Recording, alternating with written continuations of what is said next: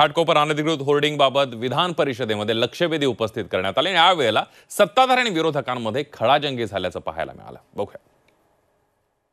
माझं म्हणणं असं आहे, आज अख्ख्या मुंबईमध्ये मुख्यमंत्र्यांचे विदाऊट परमिशन होर्डिंग लागली आहे। मी आणि मुख्यमंत्री दोघेही नागरिक आहोत, दोघांनाही कायदा समान आहे। जर माझ्यावर गुन्हा दाखल झालाय तर हा जो विद्रुपीकरणाचा गुन्हा आहे हा त्यांच्यावर आपण दाखल करणार आहात का? माझं म्हणणं इथे बसलेले आपल्याला कोणालाच याच्यावर चर्चा करण्याचा नैतिक अधिकार नाही, कारण आपण सगळेजण अनधिकृत होर्डिंग सगळे आपले कार्यकर्ते लावतात, आपले चेहरे मग सगळ्यांच्या मग इथे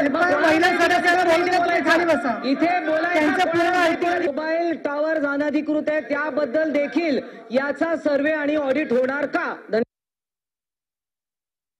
डिजिटल होल्डिंगच्या बाबतीमध्ये देखील मी सांगितलं ना, मगाशी तेच सांगत होतो की 30 दिवसामध्ये या सगळ्या गोष्टीचा सर्वे करण्याचे पुन्हा एकदा आजच निर्देश दिले जातील।